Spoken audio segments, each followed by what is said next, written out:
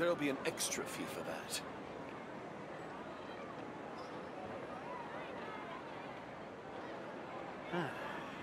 I'll think about it. It's finally time to meet up with everyone! Paimon even dreamt of making the film last night. If Paimon remembers right, we're meeting at Hotel Debord. Let's get going!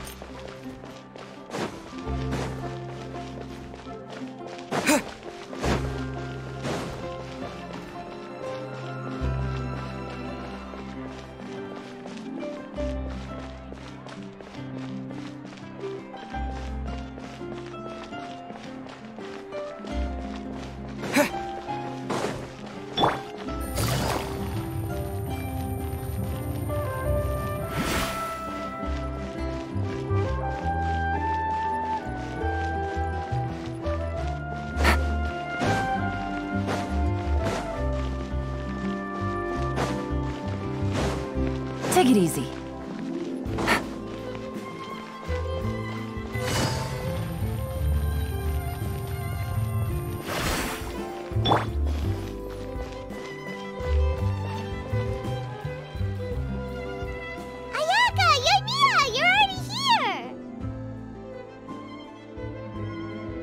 Good morning.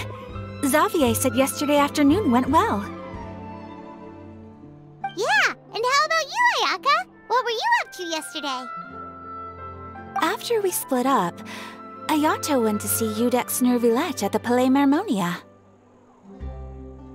I was originally thinking of going with him, but he said he could manage it himself. He told me to go see the sights around Fontaine and to enjoy the local culture. So I rode the aqua bus with Yoimiya and visited the opera house on Aranias Island. Yeah, you wouldn't believe what we saw there! 2 mechanical puppets that were dancing together! You've already seen them, right? Yeah, those two! Amazing, aren't they? We sat and watched for quite a while. It was mesmerizing, like we could keep watching them forever. Oh, it was the same for us the first time we saw them, too! Afterwards, we went swimming at the beach! Well, diving, to be exact. It was the first time I ever breathed underwater! I held Ayaka's hand and we counted down together. 3, 2, 1, and then splash! We were beneath the waves.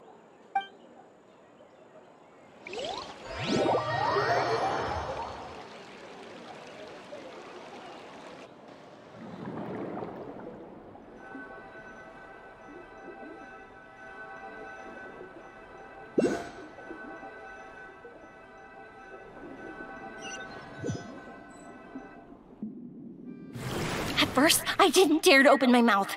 But once I couldn't hold my breath any longer, I decided to take a big breath in. Turns out the water wasn't as salty as I imagined. It didn't really taste like anything at all. Before I knew it, I was breathing like normal down there. It was an amazing feeling.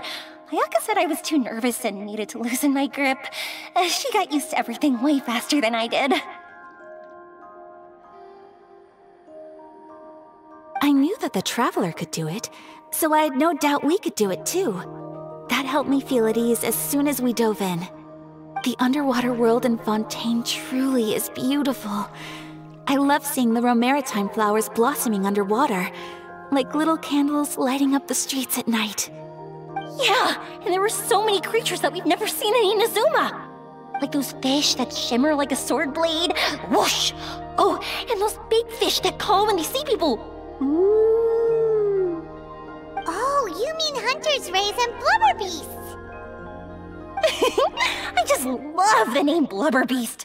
Just wait till Pops and the others hear about this. They probably won't believe a word I say.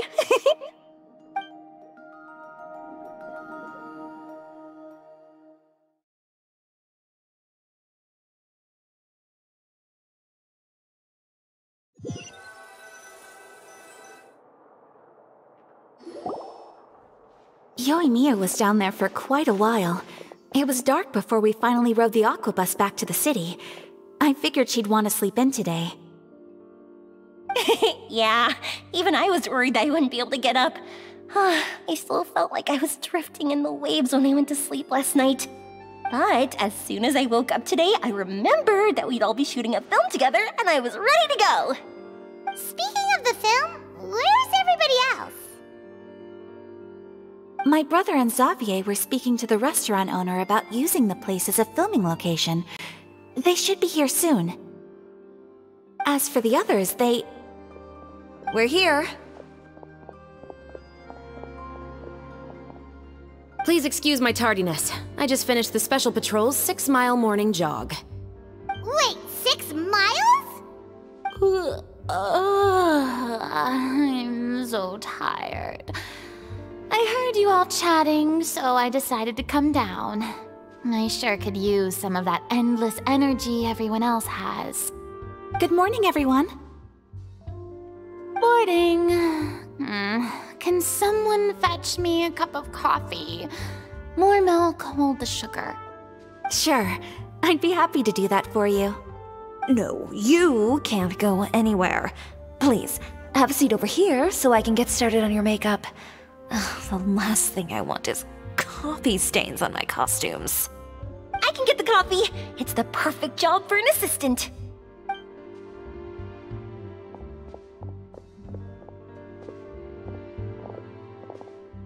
So much energy. Seriously, what's her secret? Oh, Yoimiya's always like that. But you sure look exhausted, Farina. It's because you're not used to waking up so early, huh?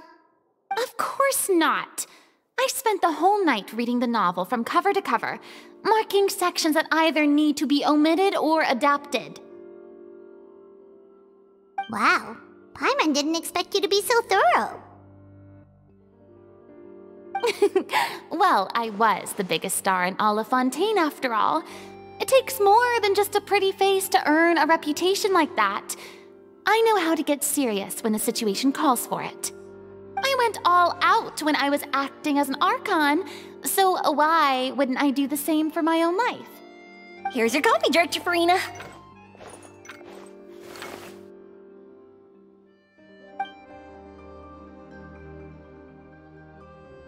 Oh, thank you. The sound of being called director and the aroma of coffee feels almost as refreshing as hearing the birds chirping in the morning. It seems everyone has managed to arrive on time. We've reached an agreement with the restaurant owner. We are free to use the second floor to shoot our film. Really?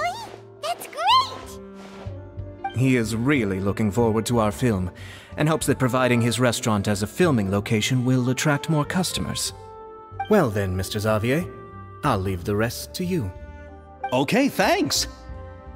First, I'd like to introduce our new members.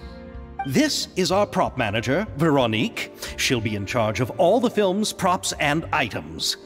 And this is Bonneau, our lighting technician. He'll be in charge of lighting and illumination to set up each scene's atmosphere. Wow, sure feels like we have some real professionals joining the crew now. First of all, please allow me to first express my sincerest gratitude to everyone in the crew. When my investor informed me yesterday that he wouldn't be able to provide the funds, I really thought that this was the nail in the coffin for this film.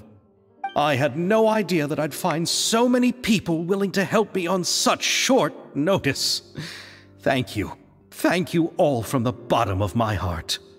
No need to be so cordial, Mr. Xavier. We're all honored to be a part of this. Your works made a profound impression on me when I saw them back in Inazuma.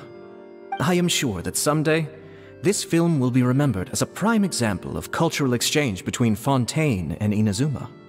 Yes, the story is the reason I agreed to join. I can't bear to even imagine what this film would look like without the very best director. Anyway, I would like to make a promise to everyone that as the producer of this film, I'll do whatever I can to ensure that everything goes as smoothly as possible. This is not just my film. It also embodies the thoughts and feelings of every person here, as well as the endless effort we are about to pour into it.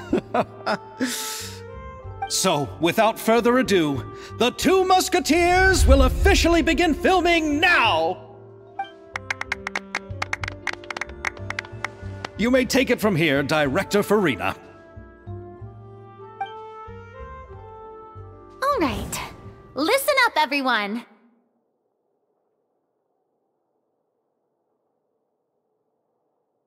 The first scene takes place when the two young musketeers are living at the Baron's home, still unaware of all that is about to happen to them. We'll need props and lighting to set the scene. Our lead actors can go get their makeup done, and extras, please take this time to go over your positions. Whoa. Seems Farina's really kicking things into gear as the director. Is everyone clear?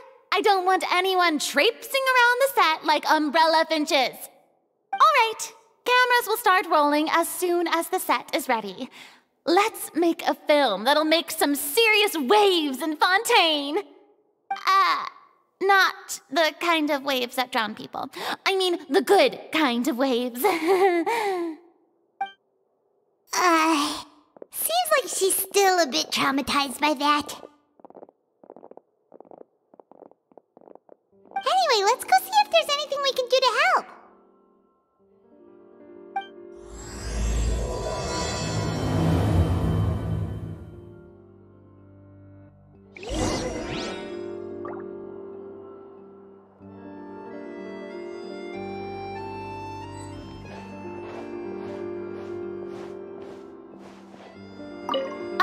I don't need any help here.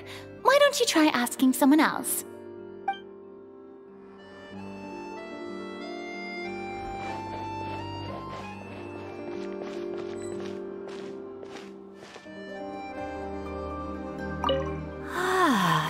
So this is what a musket looks like.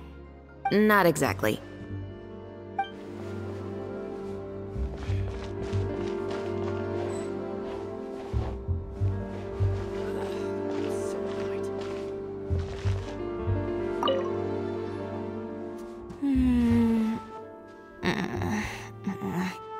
Ayaka has mentioned you to me before. She said that you two were great friends when you were kids. No talking. I'm thinking about how to do your eyeshadow. Ah, yes. To help me really look the part. To achieve a more young and naive look for this scene. Are you saying the wrinkles around my eyes are too deep? You just have too much of a calculating look in your eyes. You sure don't mince your words.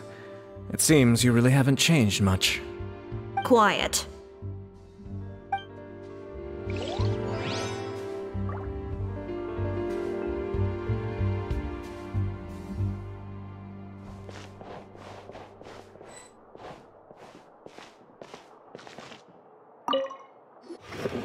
How about here? A little more to the left. You got it. Hey, Yoimiya, do you need a hand? No, I'm fine. You know, doing the lighting is kind of like designing a fireworks show. It's interesting to imagine what kind of atmosphere the lights will create. I heard that the Traveler will be operating the camera and Paimon will be the clapper loader, right? Those roles are just perfect for the two of you. Really? Is that because it'll be easy for Paimon to hold the clapperboard while flying? Well, sure, there's that, but that's not exactly what I meant. I just think that after all your journeys together, you two must have developed a super close bond and just naturally know how to work with each other. If I'm not mistaken, the director will want the cameras rolling as soon as the clapperboard goes clack. Oh, I see. It's amazing to see the magic behind filmmaking. Yoimiya, we need lights over there, too. Oh, on it! I've got to get back to work. Chat with you later. Oh, it's exciting to see so many people working together to bring the film to life.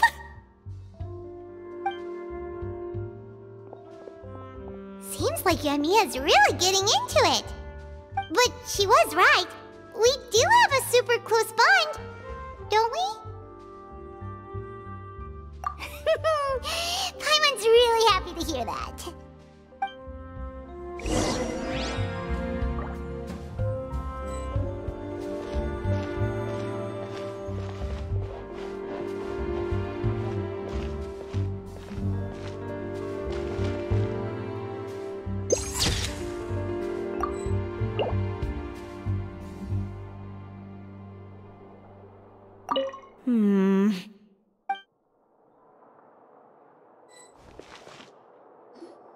So, this is a real musket? No, it's just a prop weapon. Not bad. Have you seen a real musket before? Only in books and newspapers. I made this one based on the relative shape and proportions I saw in reference images. When we're filming, some special gunpowder will be applied around the muzzle, which will help create the flash and smoke effects of a real gun being fired. Which means it'll be up to the actors to portray the recoil. That's right. The sound effects for gunshots will also be added in post-production. Thank you, Veronique. I think I know where to start now. However, the musket's gears and firing pin could still use some work. Adding some wear on the metallic components will make them appear more realistic. Also, be sure to rub the muskets with some oil each time before we start shooting. That'll give the impression that the firearms have been well maintained. Good point. You seem to know a lot, Miss Chevres. I assume you use these types of firearms on a regular basis? Yes, I perform routine maintenance on my weapons every day. Just like we as people need to eat and sleep, muskets need to be cleaned and maintained. I also perform similar care for my sword every day, and familiarize myself with its shape and weight, to the point where it feels like a natural extension of my body. Yes, this way, our weapons will never betray us in the heat of battle. Yes, well said. It seems we have the same philosophy on this topic. Oh, sounds like they found a common interest to talk about. Though these props differ from the muskets I use, I can still give you some pointers. Good. I look forward to your instruction. First and foremost, never point the weapon at anyone, regardless of whether it's a real or prop weapon or whether you're holding it or it's on the table. This holds for any time when you're not actively engaging an enemy. Okay, understood. When aiming the musket, extend your arm so that it's level with your shoulder, and use your eye to look down the weapon's sights. Like this? Not bad. Now, try saying your lines. This is the end of the road for you. Good. Now turn your body a little. That way, you'll give your enemy less of a target to work with. And relax your shoulders. Here, allow me to demonstrate. This is the end of the road for you. Huh. Excuse me, Miss Chiori.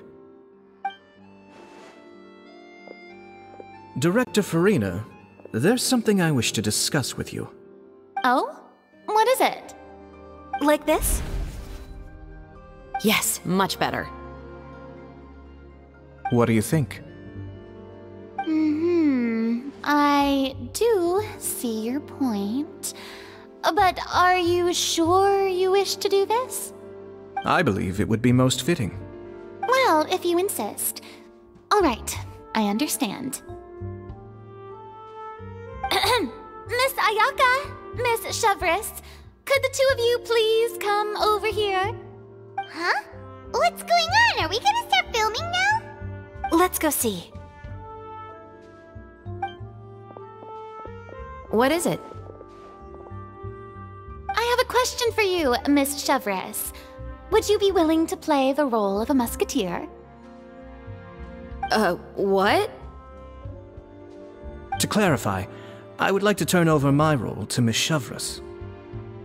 But brother... Don't worry, Ayaka. I actually view this as a good thing. I was becoming troubled trying to set aside some time to speak to the staff at the Palais Mermonia.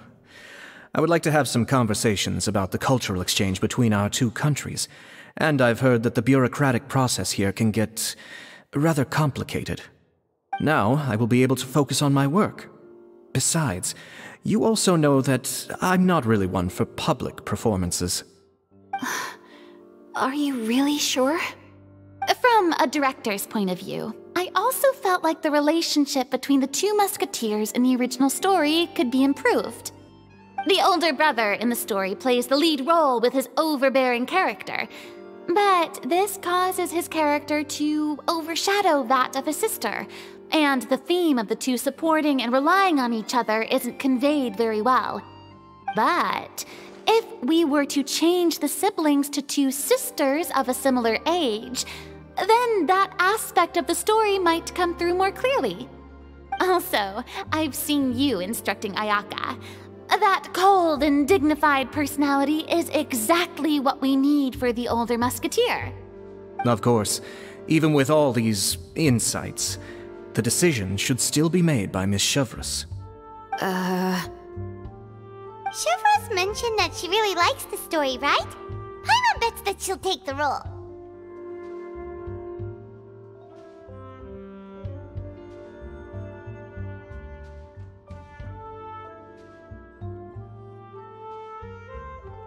All right, I'll take the role. Good. It's decided then. I'll get started on making edits to the script.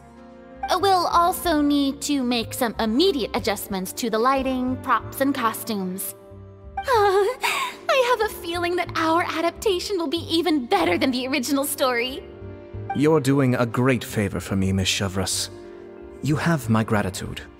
Don't mention it. I like this character, so if anything, I should be the one thanking you. Well, since my brother is the one who brought up the idea, I suppose there's no need to worry. Let's go, Miss Chevreuse.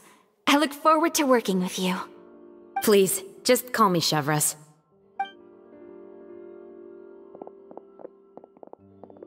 Seems like you're really going out of your way to solve the problem I was having with your makeup. Surely you jest, Chiori. I assure you that I was mostly motivated by a desire to spend more time on formal business. Oh, come on. You really think I'd buy that? According to what I've heard from Ayaka, her brother is someone who can juggle 10 different matters at the same time. I'm sure you have other reasons for backing out. Perhaps. Ayaka always said she wanted to go out and see more of the world, just like the Traveler. But I feel that she needs not only to see other nations, but also to make some different kinds of friends. I think it would be harder for her to make new connections with me constantly by her side. I would like to give her some space. Alright, go on. Spoil her some more. Ayato! It's too bad you're stepping down from the role. Paimon really wanted to see you act as a musketeer.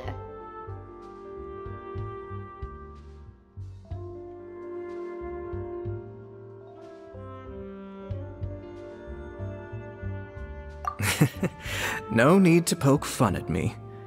I'd wager that you also felt that I wasn't the best candidate for the role. It's a little hard for Paimon to imagine you saying those lines. Yes, I've made an appointment to meet some people from the Palais Mermonia. Now, I will have some more time to prepare. Traveler, get the camera ready! Paimon, get the clapperboard! Actors, to your positions! We're about to start shooting the first scene. Go on now. And please take good care of Ayaka. Yep, don't worry!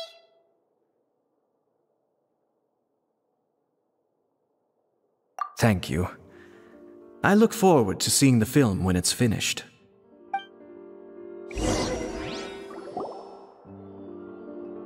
All right, now that we're all here, let me help set the scene for everyone.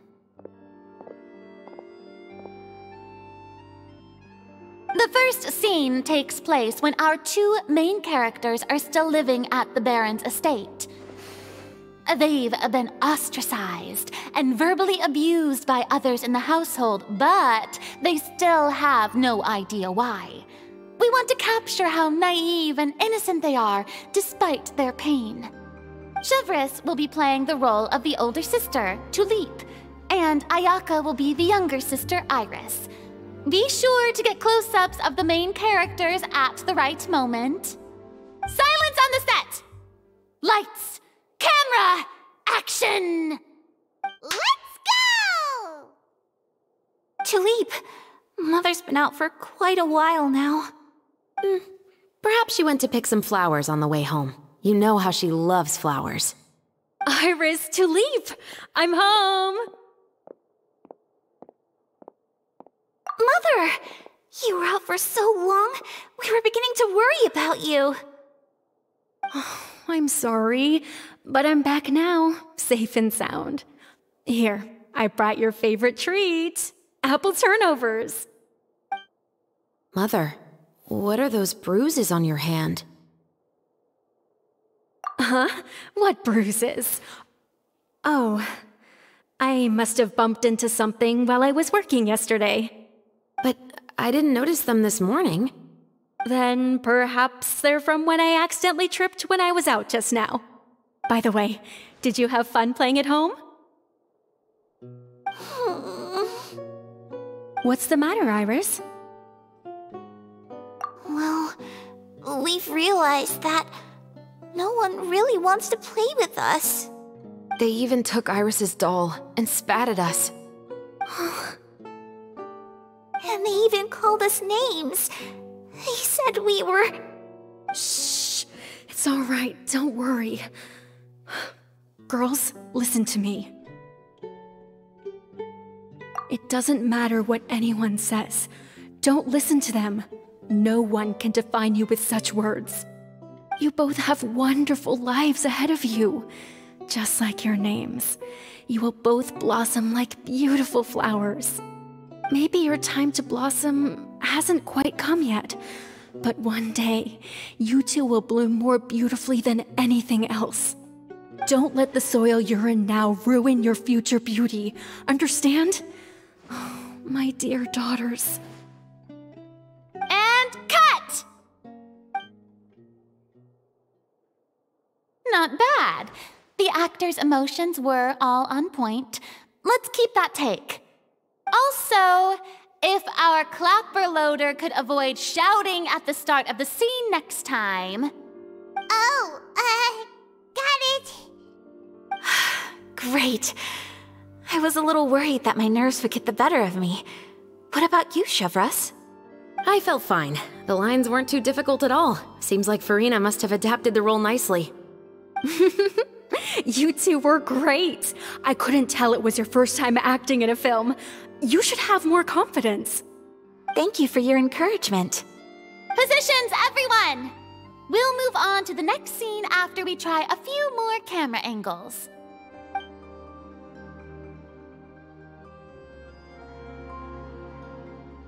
This scene is when our two characters return home, only to discover their mother has been murdered. Ready? Lights! Camera! Action! Mother, we're back. Mother?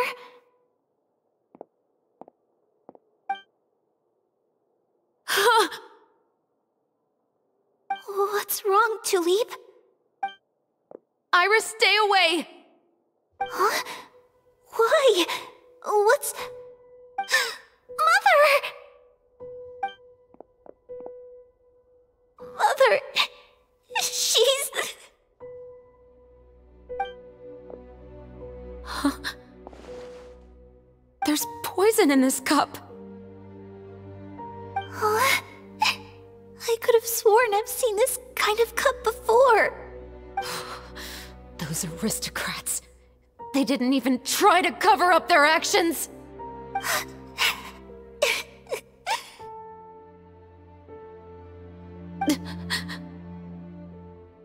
Iris, we need to leave this place. Leave? But now that Mother is gone, where can we even go? Anywhere. All I know is that we can't stay in this house. But are we just going to let them get away with this? We'll have our revenge, I promise you. Just not right now.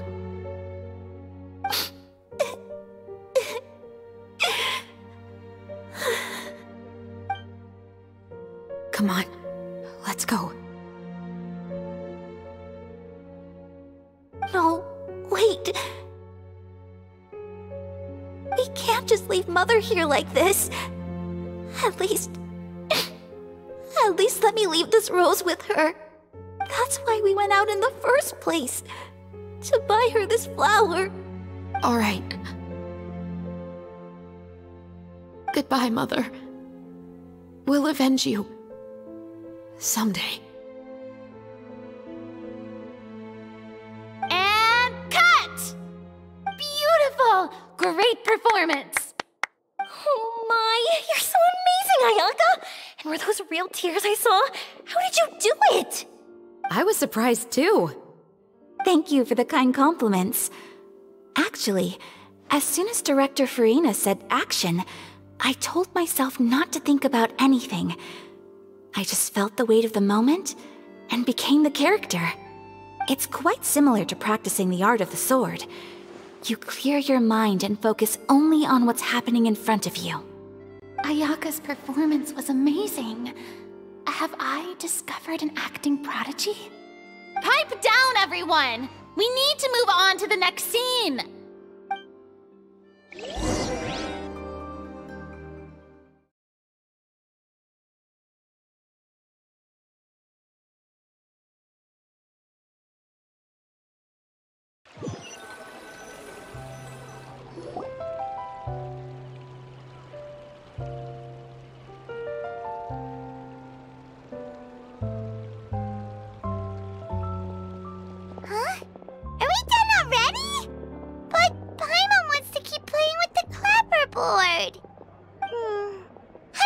Traveler, is your arm sore from holding the camera all day?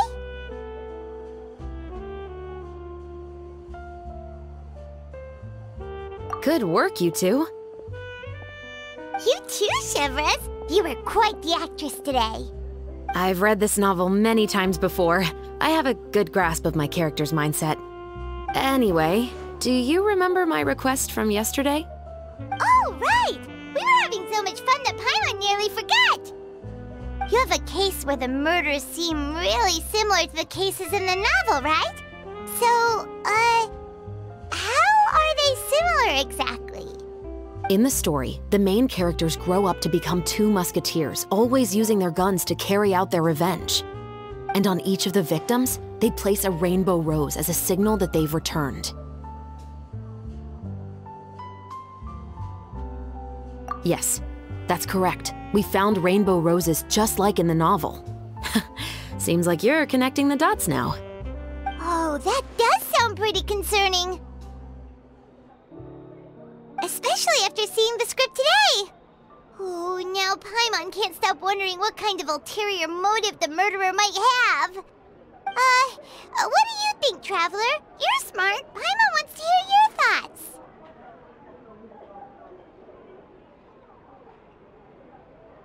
Good. On behalf of Fontaine Special Security and Surveillance Patrol, thank you for your dedication to justice. There's no time to lose. We should start investigating right away. Follow me. Huh? Right now? But we just got done filming all day. Paimon's so tired. The most valuable intel always comes after nightfall. They are like small, remote islands in the middle of the sea. If you don't stay vigilant, you will pass right by them in the fog. That's how one of my favorite books always puts it, at least. So, where are we going right now? Let's start by checking out some workshops that sell mechanical components. If the culprit is making their own weapons, it's very likely that they'll visit those sort of places.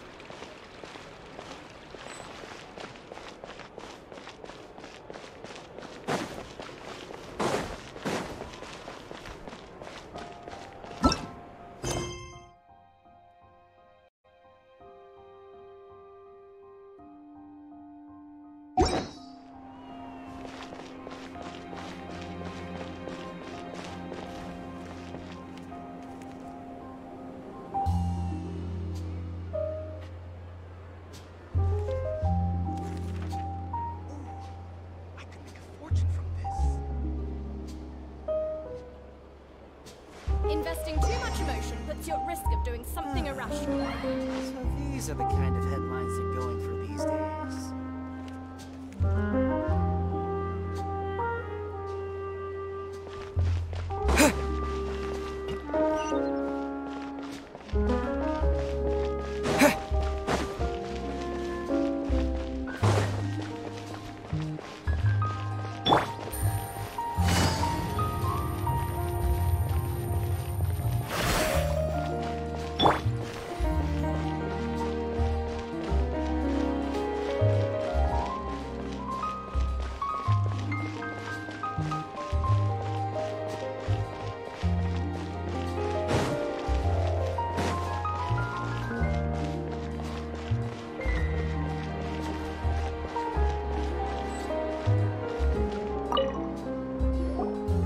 Welcome to Le Show's Clockwork Workshop. How can I help you?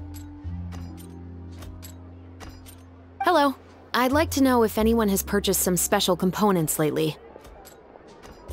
Special components? Sorry, could you be more specific? I mean the kind of components that aren't typically used for clockwork toys, but for firearms. Huh? For firearms? No, we don't sell those sort of things here. Don't misunderstand. I'm not here to cause any trouble. We are merely investigating a case, and we're hoping that you could cooperate.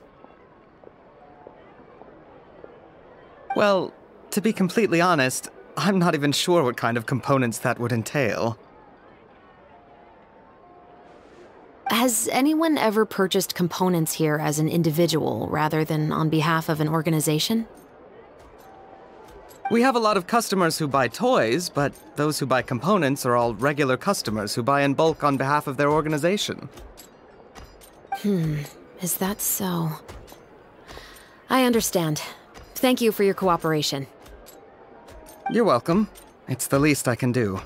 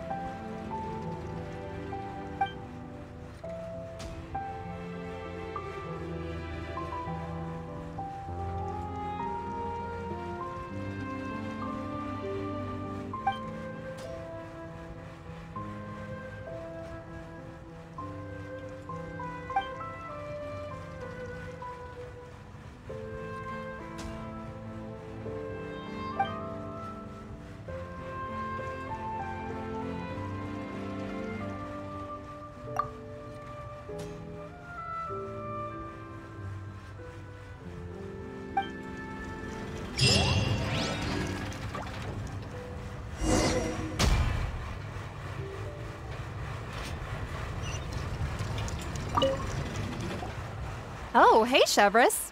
Run out of oil for your musket again? Hello, Estelle. I want to know if anyone has come to your shop recently to order some firearm components.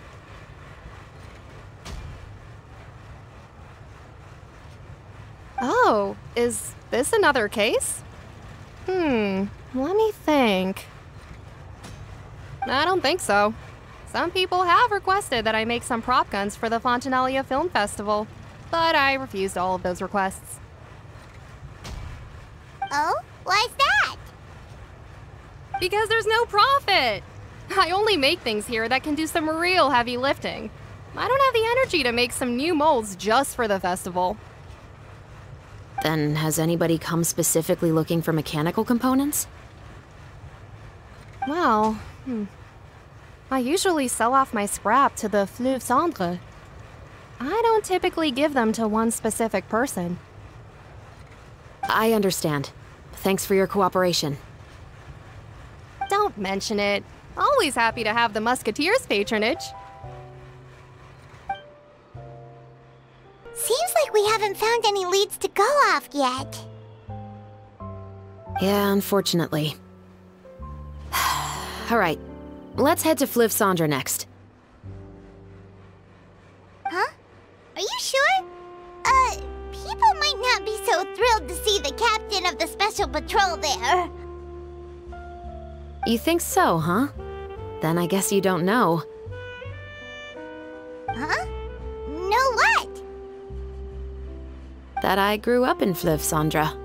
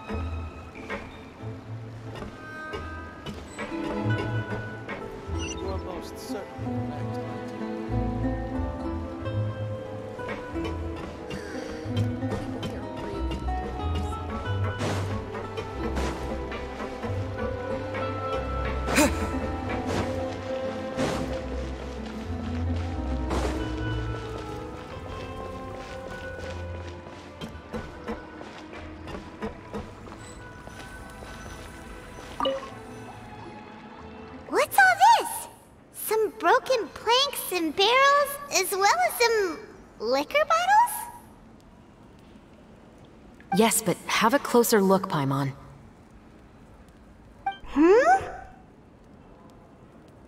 Even though somebody has purposefully tried to clean them up, these are obviously marks from musket bullets. In other words, someone was here trying to improve their shot. They were using the barrels and bottles for target practice. Could it have been the killer? Your guess is as good as mine. Although many people at Fleuve Cendre own guns, few hide the fact from others. And even fewer would go to such lengths to hide markings from practice shots. Anyway, let's go. There might be more to this.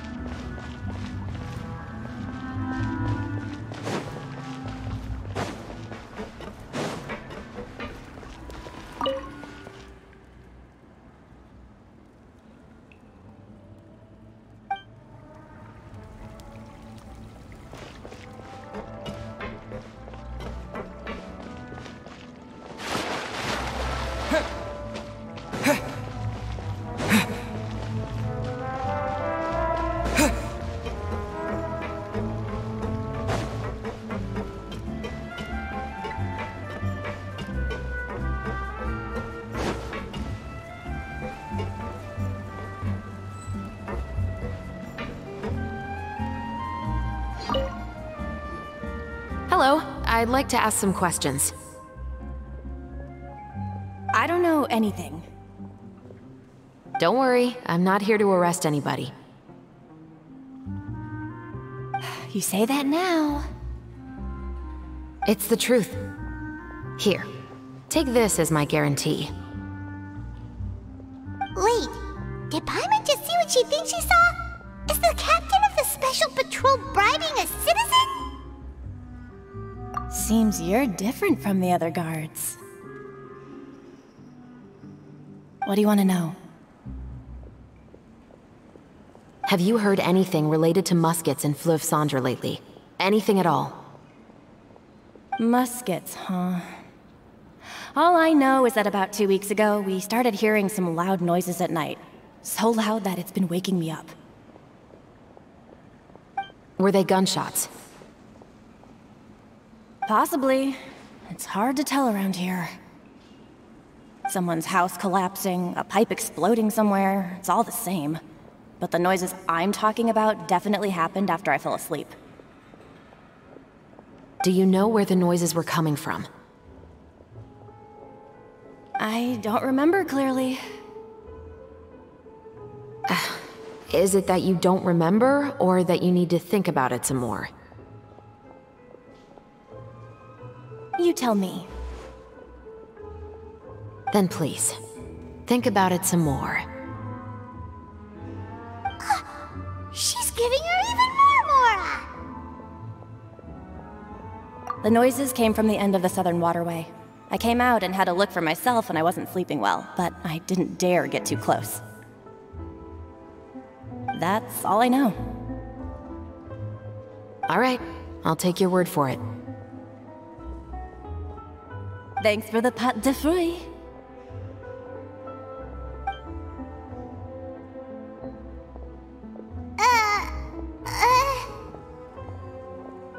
No need to be surprised. I grew up here, remember? I know how to get people around here to talk. Seems you catch on pretty quick. Now then, let's keep going.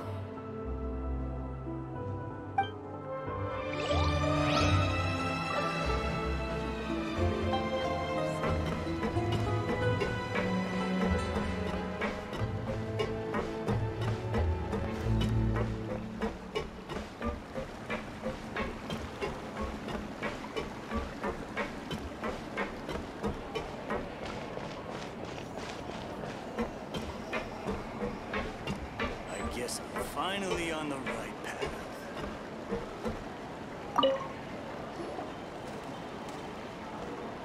It's been a while, Tetro. Please, just get on with your request. I want to know if you've heard anybody talking about muskets lately.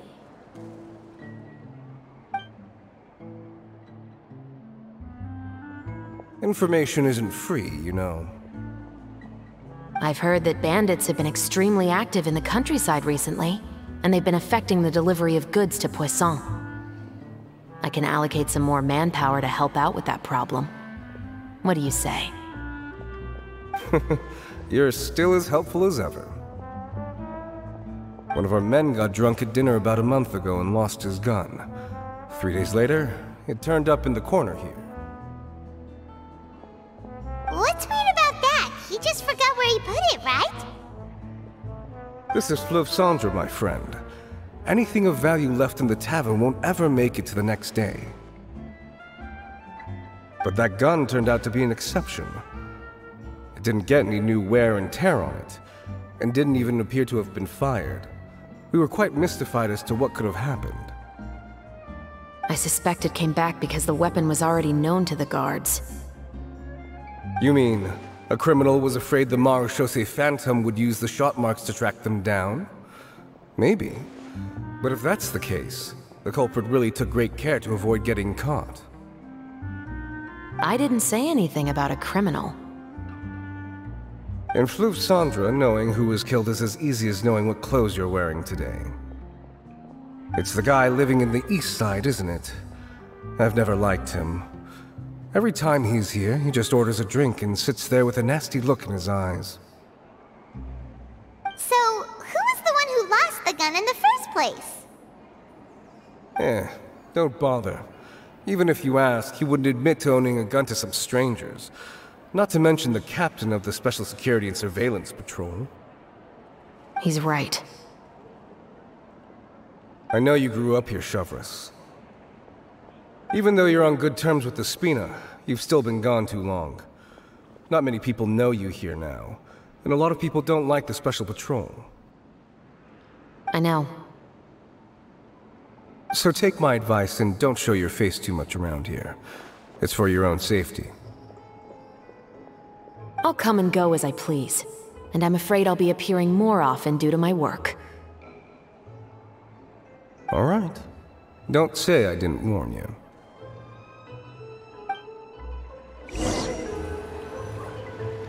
Seems like that's all we'll be able to uncover for today.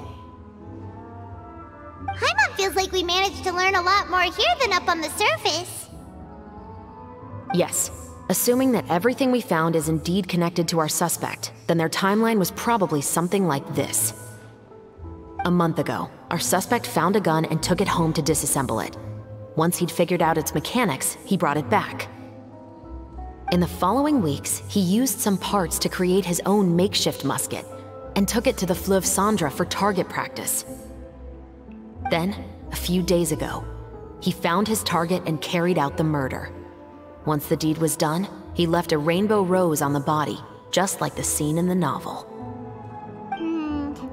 That all makes sense to Paimon, but we're still no closer to figuring out the killer's identity!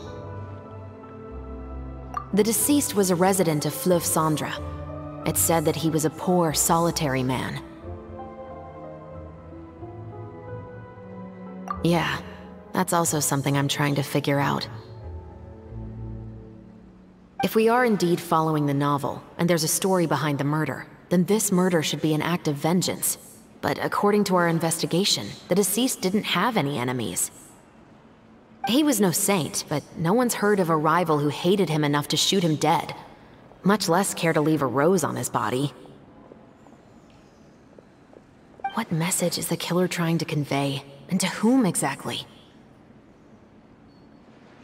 We've thoroughly investigated that possibility. He claims to have spent the whole day at the Opera House on the day of the murder, and the staff there have confirmed his account. Okay, so he has an alibi. Not only that, he lacks a credible motive as well. He has a family of his own, and both of his parents are still alive. I've looked into his records. He was adopted at the age of 6, and all the proper procedures were followed. There are also records of him at an orphanage before then. In the story, the mother of the 2 musketeers was murdered after the children turned 10. Of course, he could have changed the children's ages, but I don't want to assume anything without evidence. More importantly, I've also had a chat with him in person. He didn't seem like the kind of person who would pull the trigger to kill a man. Then, what should we do now? We have all this new information, but it doesn't help us move forward. Investigations take time. I didn't expect us to catch the culprit in just a single day. How about this? Let's spend the next few days filming with the crew. We can continue the investigation once we're done with the film. I'm sure that given time, new leads will present themselves. Wait, but weren't you saying Intel is like small, remote islands in the middle of the sea just a moment ago? Wouldn't you just miss them if you were to stop looking? Ah, but the book had more than one reference to the islands, Paimon. Oh? What else did it say then? As long as you spend enough time sailing through the fog, you'll eventually come across an island.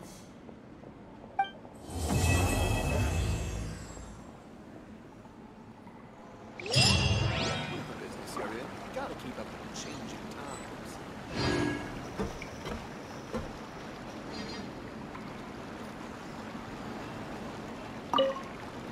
What? Never thought that the captain of the security and surveillance patrol could come from the Fleuve Cendra?